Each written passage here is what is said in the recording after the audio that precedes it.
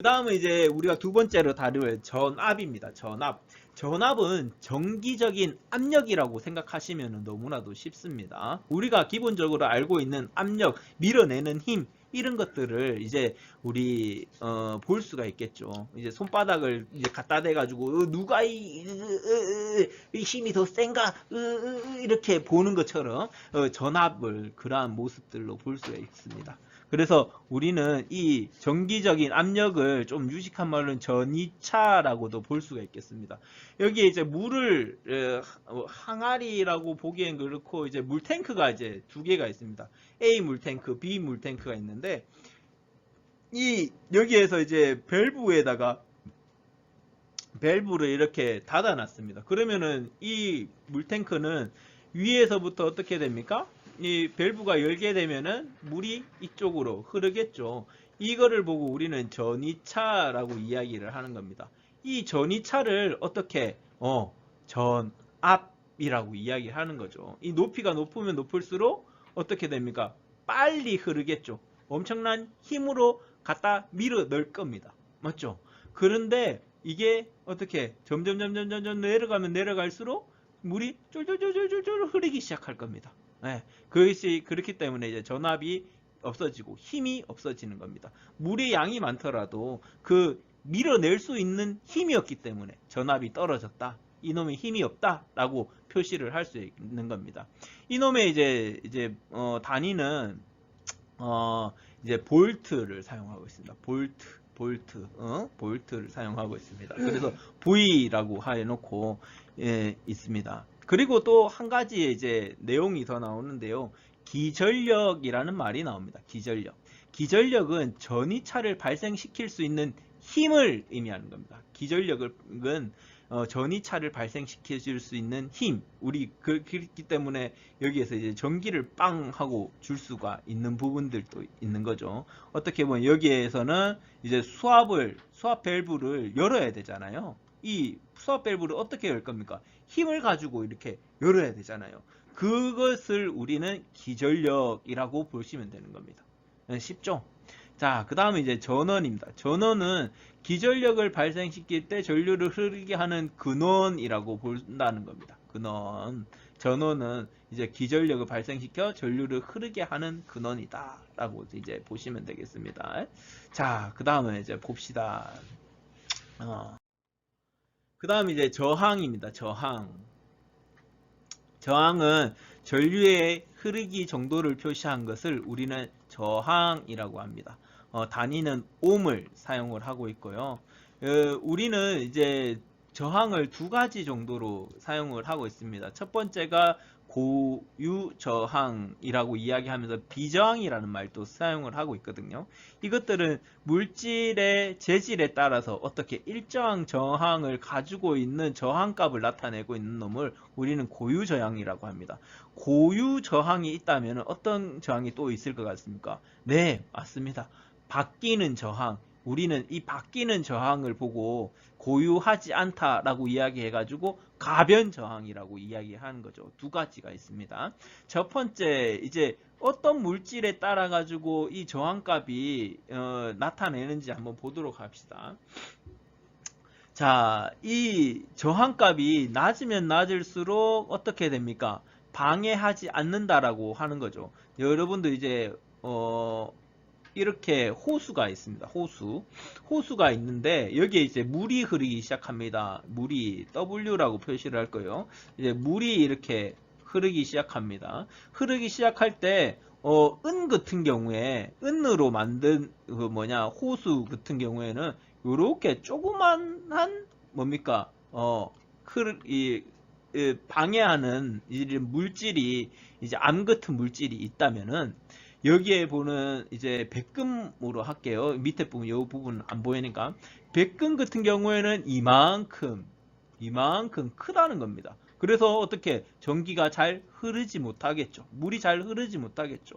그와 같은 이러한 형태입니다.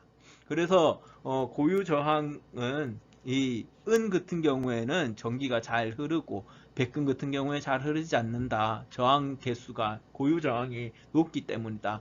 그렇게 이야기를 하는 겁니다.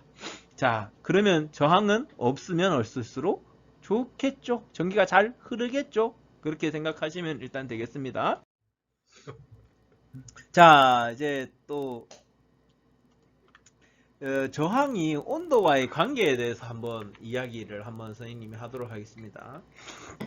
저항과 온도와의 관계.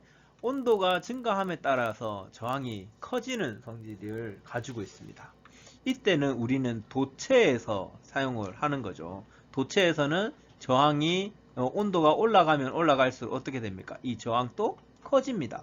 그런데 우리가 사용하고 있는 이제 자동차에서는 반도체를 일반적으로 사용하게 되거든요. 그래서 거기에서 사용되어지는 서미스터라는 반도체가 있습니다.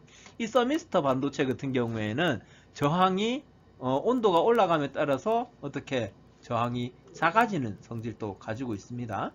요거 여러분들 나중에 한번 선생님이랑 같이 배우도록 하겠습니다. 이번 과에서 배울 겁니다.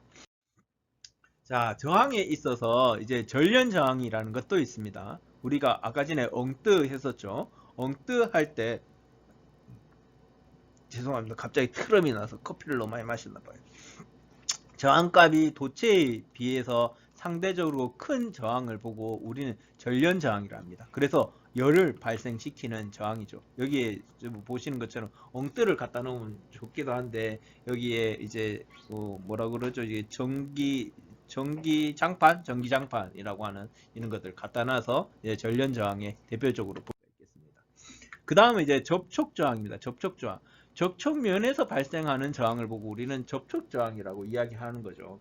이 접촉 저항을 최대한 없애줘야 됩니다. 없애면 없앨수록 어떻게 됩니까?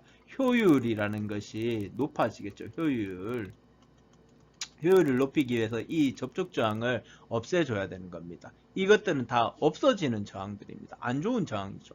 그래서 이것을 없애는 방법으로는 이 5가지를 책에서는 이제 제시하고 있는데요. 첫 번째가 접촉면과 접촉 압력을 크게 하는 거.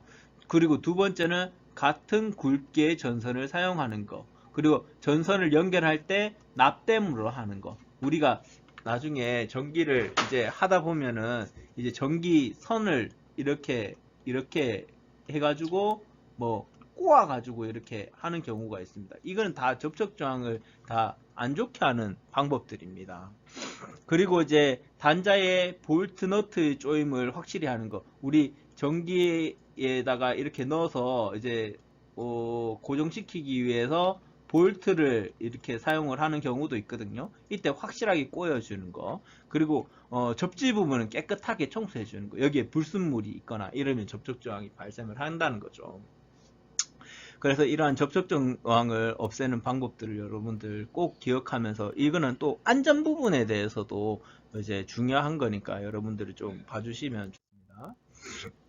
전기 회로 이제 구성입니다. 구성에서는 이제 폐회로라고 이야기하는 부분들이 있습니다. 이 폐회로는 실제적으로 다 전기가 정확하게 연결이 됐고 저항과 연결이 되어서 불이 빵 하고 밝혀지는 회로를 우리는 폐회로라고 이야기를 하고 있고요.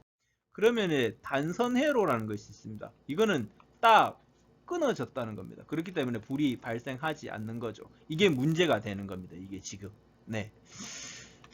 그리고 이제 단락회로라는 것이 있습니다. 단락회로 같은 경우에는 여기에 이제 어떻게 됩니까? 프레임이 다 이제 연결이 되어 있죠. 그런데 요 놈이랑 같이 이 모터 부분이 지금 연결이 이렇게 돼 버리는 거죠. 이게 같이 붙게 되면은 빠바방 하고 스파크가 튀기게 되겠죠. 스파크가 이렇게 튀기면서 이제 단락회로가 발생을 하게 됩니다. 접촉 불량, 지금 보시는 것처럼 이제 이 부분을 제대로 이제 닦지 않았거나 불순물이 있어서 접촉이 불량하는 부분들을 이제 나타내고 있습니다. 그리고 이제 전련입니다. 이 제대로 어떻게 됩니까? 전기선을 감싸지 않아서 생기는 이런 재해들이 전련 불량이라고 이야기할 수 있겠죠. 그리고 이제 접지입니다. 접지 부분은 우리가 이제 여기에서도 사용하는 것처럼 이러한 이제 접지가 꼭 필요합니다. 접지를 이제 사용을 해가지고 안전하게 한 곳으로 이제 다 전기를 몰도록 해주는 이런 형태를 우리는 이제 접지라고 볼 수 있겠습니다.